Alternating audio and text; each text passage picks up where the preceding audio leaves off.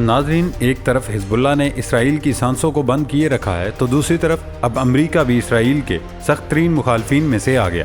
سب سے پہلے آپ کو بتاتے چلے کہ حزب اللہ نے 2 اسرائیلی ٹھکانوں پر خطرناک حملے کیے ہیں۔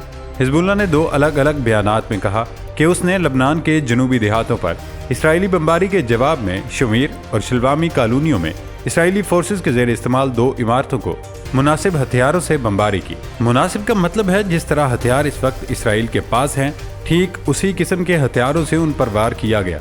اس پر اسرائیلی فوج نے اعلان کیا کہ اس کے لڑاکا طیاروں نے جنوبی لبنان میں حزب اللہ کے ایک فوجی کمپاؤنڈ پر بمباری کی، جبکہ ملیشیا نے اس کے ایک رکن کی ہلاکت کا اعلان کیا۔ دوسری جانب لبنان کی قومی خبر رساں ایجنسی نے اطلاع دی کہ اسرائیلی فضائی حملے میں مثل جبل قصبے کے مغربی مضافات میں ایک مکان کو نشانہ بنایا۔ حزب اللہ نے جنوبی لبنان کے شہر سے تعلق رکھنے والے محمد الزین نامی اپنے ایک رکن کی ہلاکت کا اعتراف بھی کیا ہے۔ دوستو، اس کے ساتھ آپ کو بتاتے چلیں کہ ایران بھی تقریباً اس جنگ میں کود چکا ہے، جس کی وجہ سے اسرائیل اب اس جنگ کو بیان بازی کی نظر کرنا چاہتا ہے۔ اسرائیل نے کہا کہ اس نے ایران سے مقبوضہ مغربی کنارے میں جدید ہتھیاروں کی اسمگلنگ کو روک دیا ہے۔ اسرائیل سیکورٹی فورسز نے بتایا کہ مغربی کنارے میں بارودی سرنگوں کے ذریعے بارود اور ٹینکس اسمگل کرنے کی کوشش کی جا رہی تھی، تاہم ایک آپریشن کے دوران اسلحہ اسمگلنگ کی یہ کوشش ناکام بنا دی گئی۔ اس سے اندازہ ہوتا ہے کہ کس طرح ایران خود اسرائیل کے خاتمے کے لیے زور لگا رہا ہے۔ یہی وجہ ہے کہ اب اسرائیل کو نہ تو ایران پر بھروسہ ہے اور نہ ہی امریکہ پر، جس کی وجہ سے اسرائیل نے اب ان تمام تنظیموں، NGOs اور دیگر امدادی اداروں پر پابندی کا منصوبہ بنایا ہے جن کا تعلق کسی بھی طرح امریکہ سے ہے۔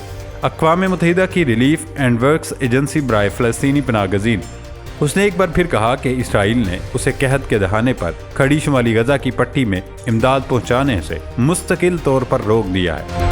ایجنسی کے کمشنر جنرل فلپ لازارینی نے ایکس پلیٹ فارم پر کہا کہ سانحہ ہماری آنکھوں کے سامنے آنے کے باوجود اسرائیلی حکام نے اقوام متحدہ کو مطلع کیا ہے کہ وہ اب شمالی غزہ میں اونروا کو خوراک کی کسی قافلے کو بھیجنے پر رضامند نہیں ہوں گے۔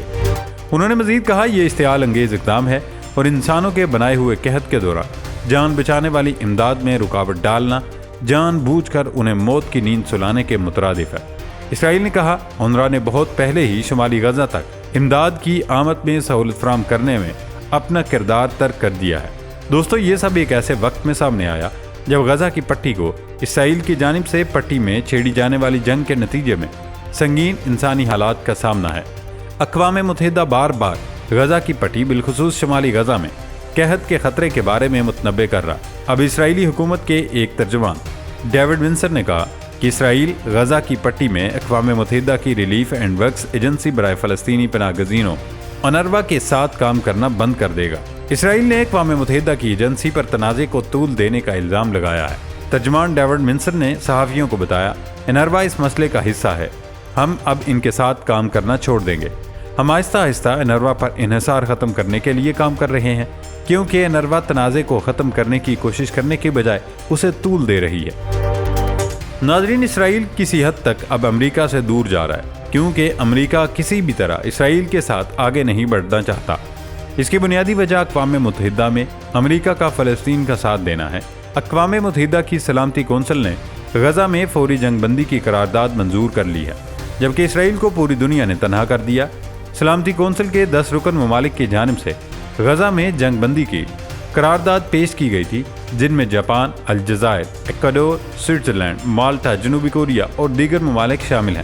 آج کے اجلاس میں سلامتی کونسل کے 15 میں سے 14 ارکان نے قرارداد کی حمایت میں ووٹ دیا، جبکہ امریکہ نے ووٹنگ میں حصہ نہیں لیا اور نہ ہی قرارداد کو ویٹو کیا۔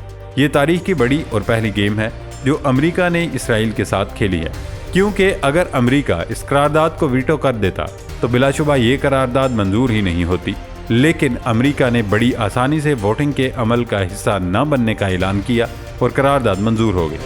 اس سے قبل 4 قراردادیں اقوام متحدہ کی سلامتی کونسل میں پیش کی گئی تھی، جن میں غزہ میں جنگ بندی کا مطالبہ کیا گیا، مگر کوئی بھی قرارداد منظور نہیں ہو سکی تھی۔ اب اس کے رد عمل میں اسرائیل نے قرارداد ویٹو نہ کرنے پر اعلیٰ حکام کا امریکہ کا دورہ منسوخ کر دیا، جبکہ اسرائیلی وزیر اعظم نے ایک بیان میں کہا کہ امریکہ کا یہ اقدام ماضی کے اپنے موقف سے پیچھے ہٹنے کے مترادف ہے۔ لیکن ناظرین، بات پھر وہی ہے، اگر اسرائیل اس قرارداد کو ہی نہیں مانتا تو کیا فائدہ ہے؟ کیونکہ اسرائیل نے فلسطینیوں کے خلاف جارحیت روکنے سے انکار کرتے ہوئے حماس کے خلاف مزید کارروائی کرنے کا اعلان کیا ہے۔ غیر ملکی میڈیا رپورٹس کے مطابق اسرائیلی وزیر دفاع نے فلسطینیوں کے خلاف جارحیت روکنے سے انکار کرتے ہوئے کہا کہ امریکہ کو بتا دیں کہ اسرائیل حماس کے خلاف ہر جگہ کارروائی کرے گا۔ اسرائیل کے وزیر دفاع نے کہا کہ اسرائیلی جرمالیوں کی واپسی تک غزہ جنگ روکنے کی اخلاقی ذمہ داری ہم پر نہیں، حماس کے خلاف اس جگہ بھی کارروائی کریں گے جہاں اب تک نہیں کی۔ دوسری جانب فلسطینیوں کو قتل کرنے والے اسرائیلیوں کی تعداد کم پڑ گئی، اس لیے اسرائیلی وزیر اعظم فوجی بھرتی کا متنازع بل پارلیمان میں پیش کرنے کے خواہشمند ہیں۔ ادھر اسرائیلی اپوزیشن نے وزیر اعظم کو تنقید کا نشانہ بناتے ہوئے کہا کہ نتن یاہو کی کوشش ہے کہ امریکی دورے کی منسوخی کی ناکامی چھپائی جائے۔ یوں آج ہم کہہ سکتے ہیں کہ امریکہ نے بظاہر فلسطینیوں کا ساتھ دیا اور اسرائیل کی پہلی مخالفت کرتے ہوئے قرارداد منظور ہونے میں مدد کی۔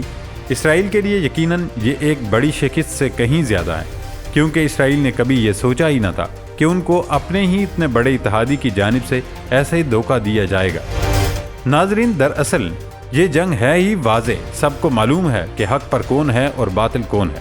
اس حق اور باطل کی پہچان پوری دنیا کو بھی ہو گئی۔ آپ سب کو یاد ہوگا پوری دنیا میں ان پروڈکٹس کے بائیکاٹ کی مہم چلی ہے جو کسی بھی طرح اسرائیل کی حمایت کر رہے ہیں۔ ان میں ایک پروڈکٹ میکڈونلڈ ہے جس نے اسرائیلی فوجیوں کو مفت کھانا فراہم کیا اور فلسطینیوں کے ناحق خون بہانے پر اسرائیلی فوج کو خراج تحسین پیش کیا۔ اب آپ کو بتاتے چلیں کہ اس امریکی فاسٹ فوڈ چین میکڈونلڈز نے سری لنکا میں اپنے تمام سٹورز بند کر دیے ہیں۔ خبر رساں ادارے روئٹرز کے مطابق میکڈونلڈز کے وکیل سنتھ وجے وردھا نے بتایا کہ لوکل پارٹنر سے معاہدہ ختم ہونے کے بعد کمیٹی نے سری لنکا میں قائم اپنی تمام 12 برانچز بند کر دی ہیں۔ میکڈونلڈ کے وکیل نے کہا پیرنٹ کمپنی نے معیار برقرار نہ رکھ پانے کی وجہ سے مقامی شراکت داری کے ساتھ معاہدہ ختم کرنے کا فیصلہ کیا، جس کے بعد میکڈونلڈز کی کوئی بھی برانچ سری لنکا میں آپریشن نہیں۔ سنتھ وجے وردھا نے کہا میکڈونلڈ ایک نئی فرنچائز کے ساتھ ملک میں واپس آنے کا فیصلہ کر سکتا ہے۔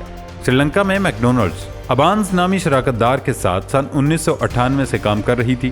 میکڈونلڈز کے وکیل وجے وردھا نے بھی ابانز کے ساتھ شراکت ختم ہونے پر تفصیلی بات کرنے سے گریز کیا، لیکن لوکل میڈیا رپورٹس کے مطابق ابانز کے غیر معیاری اشیاء کے استعمال پر میکڈونلڈز نے عدالت سے رجوع کیا تھا اور مقامی لوگوں نے سری لنکا میں اس قدر بائیکاٹ کیا کہ انہیں پورے ملک میں اپنے فرنچائز بند کرنا پڑے۔ دوستو، اب آپ خود یہ ڈاٹس ملائیں، امریکہ نے اسرائیل کا ساتھ چھوڑ دیا، سری لنکا میں میکڈونلڈ مکمل طور پر بند ہو گیا، یعنی سمجھ جائیں کہ دنیا کو علم ہو گیا ہے۔